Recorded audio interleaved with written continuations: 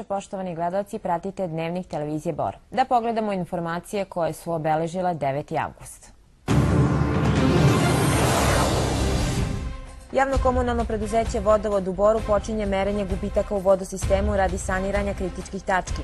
Projekat smanjenja gubitaka vode, osim u Boru, i još u 5 gradova u Srbiji. U klubu Rudarsko-topioničarskog basena Bor u Brestovačkoj banji organizovan je seminar o smanjenju gubitaka u vodosistemima. Direktor Borskog vodovoda Darko Dukić kaže da se procenjuje da polovina vode u Boru iz vodovoda uopšte ne dolazi do potrošača i ne naplaćuje se. Cilj seminara je razmena znanja i prenošenje iskustava iz razvijenijih zemalja, a nakon seminara do kraja nedelje biće mereni gubici vode u Borskom vodovodu kako bi se ustanovilo gde su kritične tačke. Projekat smanjenja gubitaka vode sprovodi se u 6 gradova Srbije, među kojima je i Bor. Sprovodi ga interinstitucionalna profesionalna mreža u sektoru vode Srbije iz Beograda, i to u Novom Sadu, Ubu, Kladovu, Bačkoj Palanci, Raški i Boru.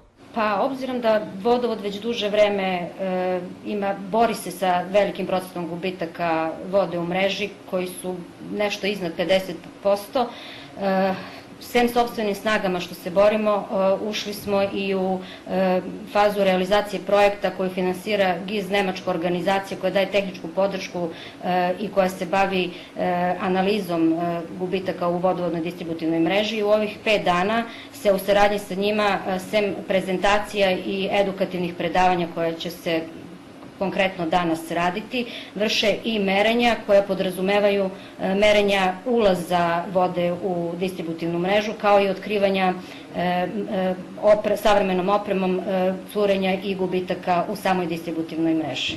Ono što je važno to je da primjena metodologije koja je prezentirana, koja je svjetska metodologija, je vrlo jednostavna u vodovodima. Znači oni već imaju potrebna znanja i iskustva, međutim važno je da ta postojeća znanja i iskustva primjene na jedan novi način. Znači jednostavno želimo kroz primjenu, odnosno kroz usvajanje tih novih znanja da vide da već sutra praktično mogu ta znanja primijeniti kako bi bili efikasniji u svom svakodnevnom radu koji obavljaju.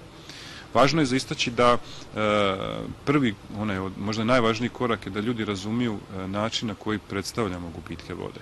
Znači, uobičajena ta priča oko, kako ste sami rekli, gubicima koji su oko 50%, je jedan podatak koji ne daje dovoljno jasnu sliku stvarnog stanja u vodovodu. Tako da nova metodologija upravo omogućava vodovodima, a onda to želimo preneti i na javnost i na političare i na politiku, da počnu razumjeti da je upravljanje i gospodaranje vodovodom veoma kompleksno pitanje koje za sobom veže i neke političke strane i socijalne strane i naravno tehničke.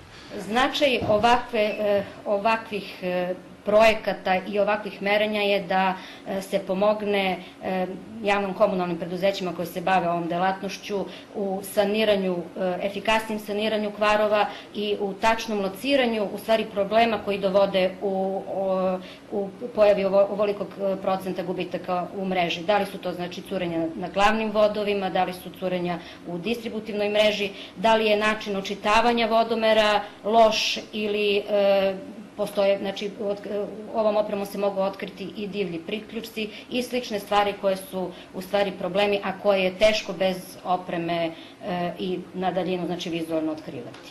Projekat smanjenja gubitaka u vodosistemima Srbije finansira nemačka organizacija GIZ u okviru projekta jačanja lokalne samouprave.